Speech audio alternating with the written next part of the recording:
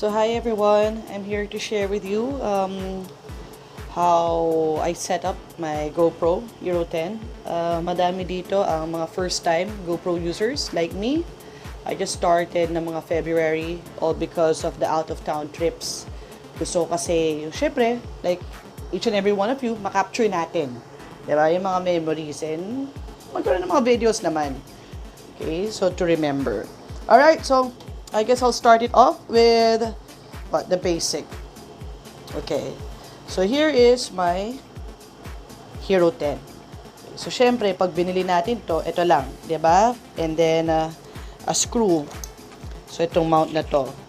'Di ba? Yan lang yung basic niya when it comes with the box.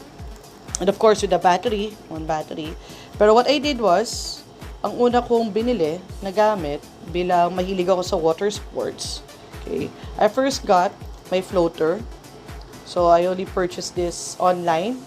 I'll be sharing the link sa caption or sa description on the store. Pero, grabe, sobrang accommodating ng mga stores natin, local distributors natin, and resellers. So, I got the floater, and I got this waterproof protective case. Madami sa inyo nagtatanong, should we still purchase a protective case para sa ating GoPro? I would say yes. Kasi by default, ang GoPro natin can only accommodate until 10 feet? If I'm not mistaken. Pero, para lang din sure tayo, lalo na pag mahilig kayo sa dagat. Okay? Iba pa rin ang tubig dagat sa pool. Mga ganon. So, mahilig ako kasi mag-dive din and also with other extreme water sports. So, mga jet ski and all. So, I got this protective case. Then, syempre, ilalagay lang yung unit. Okay, and then, this floater, kinakabit lang siya dyan. There. Now, what I love about the floater, kasi kahit medyo, mag-slip off siya sa kamay, although meron din siya dito protective, kapitan, this one here is what makes the whole thing float. And I've tested it dun sa dagat. So, nung nag-snorkeling kami, na-try ko siya. Very effective siya. Plus, dahil medyo OC ako, takot ako to take the risk. At syempre, hindi naman biro ang presyo ng ating GoPro. Okay.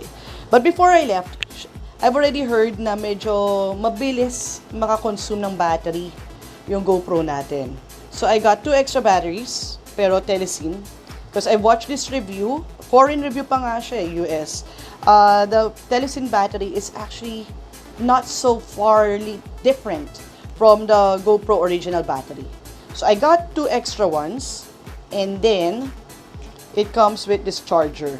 Again, I'll be sharing with you sa link kung saan store ko siya nabili. Okay, mabilis lang kasi pag ako bumili gusto ko same day ang delivery. Okay, kaya hindi ako bumili via Lazada. Well, actually there's only one thing that I bought via Lazada, which is this. Okay, the Ulanzi case. But this one here, I did not get the plastic. I got the metal. Although I've heard or proven naman ng ating GoPro, madaling mag-init, 'di ba? Pero yun nga, I'm hoping, keeping my fingers crossed, sana using the metal cage won't affect much, hopefully, kaysa yung plastic. Ang kinakatakutan ko na kasi sa plastic is, there might be some implications kapag plastic, baka, either, siguro OA to, mamatunaw, or baka mas makagasgas siya, kaysa dito sa metal cage. I know it's funny, I know it's weird, what kind of thinking is that, pero I still prefer the metal cage. Okay? So, it comes with this. The cold shoe mount. Okay? So, yung metal cage na kinuha ko, meron na rin siyang case or support para sa mic adapter. Which is, this is my mic adapter. Okay, so later isa-set up natin siya. Now from there, I got the mic duo, Deity, what is this? D4 mic duo. Bakit yung duo yung kinuha ko? All because front and back. So if you're handling the camera, here, kung facing the person you're talking to, so may microphone na dito, at the same time, maririnig din yung boses mo. Okay? Kaya medyo mahal siya, yes. But, you know, it's worth the investment. And, I've checked online, sorry about that, my dog.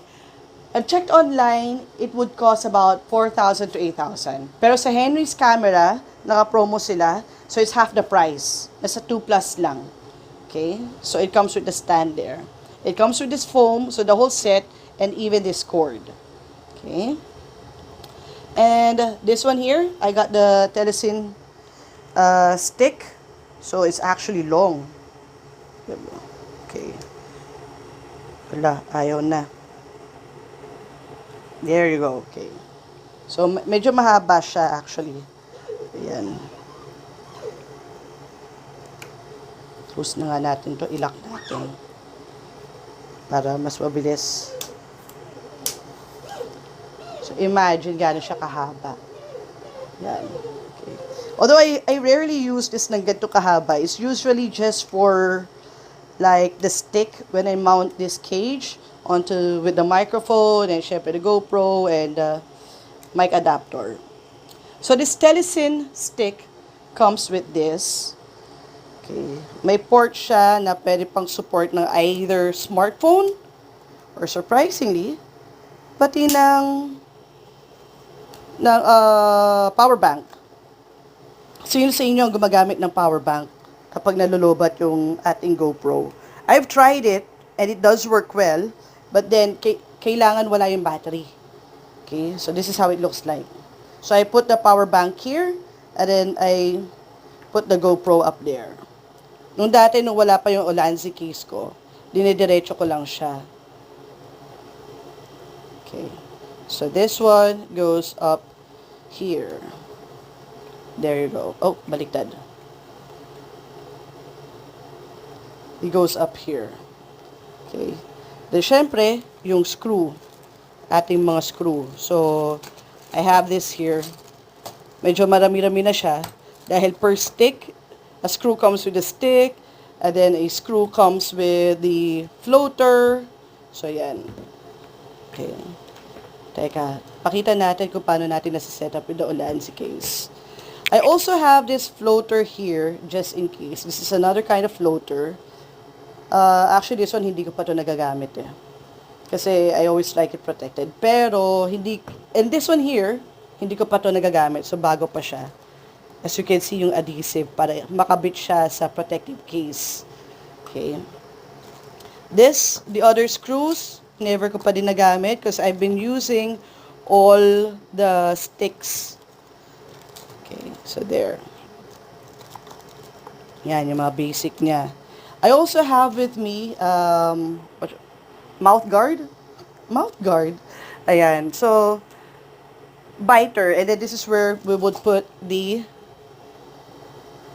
unit. So, ideal siya if you like extreme sports and then your hands will be busy. Like, kung nagjo-jet ski kayo or, you know, kung magbabanana boat tapos hindi naman kayo sisigaw. So, ayan. Meron ito. Okay.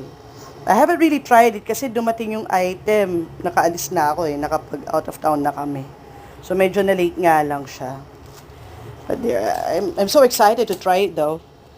Alright, so let's test it, how we can set it up with this here.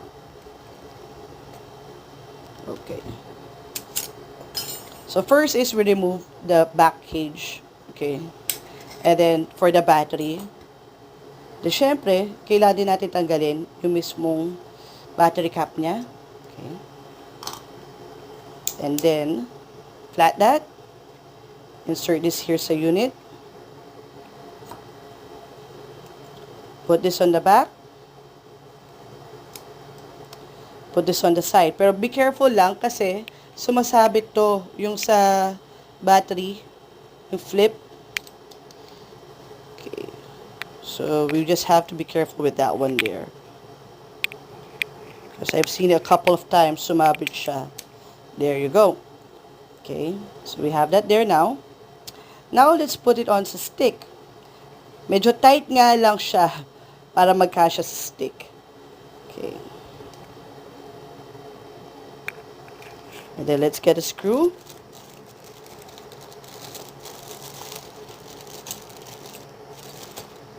Okay. Let's insert that screw here.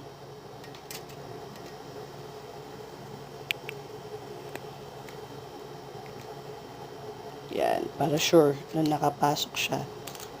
Oops. Sabi ko sa inyo mga lods medyo tight siya. Okay, so we insert that screw there.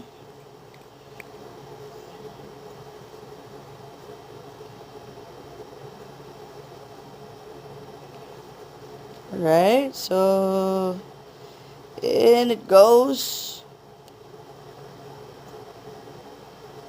There you go.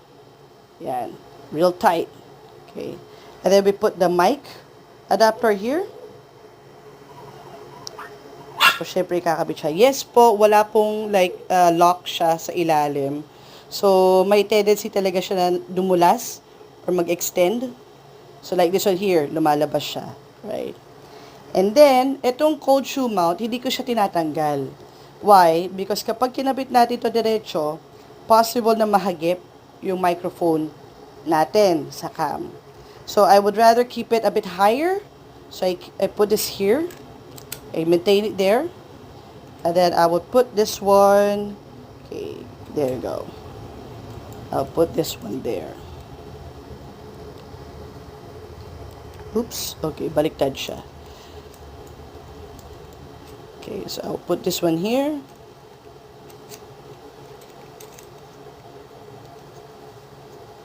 There you go. And then, the plug, the connector sa output. And then, plug it onto the mic adapter. And then, there you go. You have it. So, when you switch it on, sana may battery pa ako. Ayan. Okay. Extended battery mode pa pala. So, ayan. See? So, this is my whole vlogging setup now. Where, in fact, hindi ko pa siya totally nagagamit. So, I'm pretty much excited for it. And, later ko na isa-set yung time. Because, by the way, when you store your units, please make sure that you have removed your batteries. Bakit? Because, may possibility na lumobo yung loob niya. Okay. Let me show you. We've seen a couple of posts sa ating group na madami yung lumulobo yung battery. Why? It's either overcharged. Okay. It's either overcharged or masyadong nainitan. This one here, hindi naman ito yung lumobo. But this one here, lumobo na siya actually. Hindi pa siya masyadong halata. So, buti na lang I was able to pull it out. I guess what my mistake was, I plugged in the GoPro sa laptop nang naka-plug din yung battery sa loob. Which is hindi ideal. Hindi siya maganda. So, credits to experience. I have learned from that. Okay. Other things I have here is, dahil medyo kulang yung memory ng aking SD card, I have a 1 terabyte external drive. So, right after or during the day, at the evening, kung nag-out of town man, tinatransfer ko kagad yung mga files dito. Aside from downloading it on my phone, para ma-edit ko siya sa quick app, but then, for the rest, the memories, I store it here. Okay, so it's a Seagate 1 terabyte external drive. There's the port. Okay. This here, yung parang vest, never ko pa naman ito nagamit. I'm still thinking if I should sell it. But yeah, those are my basic things. And if you guys are to invest on a microphone, I would suggest get the best quality na. Pag-ipunan nyo, get the best quality. Kasi long-term investment din naman yan eh. Okay. And another thing is, when it comes to cases ng mga units, as much as possible, go for the original. Lalo na pag battery din. Don't go for the Class A, scrutinize the store kung original items ba talaga yung binibenta nila. Again, hindi mura ang ating camera, medyo may kamahalan ng investment niya. Right? So, all we want is the best for it. Okay? So, yun, I hope you guys were able to learn from it, and this is actually my first vlog, so medyo magulo yung mga gamit ko. And, yeah, I can't wait to do more videos with my mic, and my new case, my Ulanzi case. Thank you. Please do subscribe, Awesome Emps, on YouTube. Follow me on Facebook and on Instagram. Cheers, everyone. Happy weekend.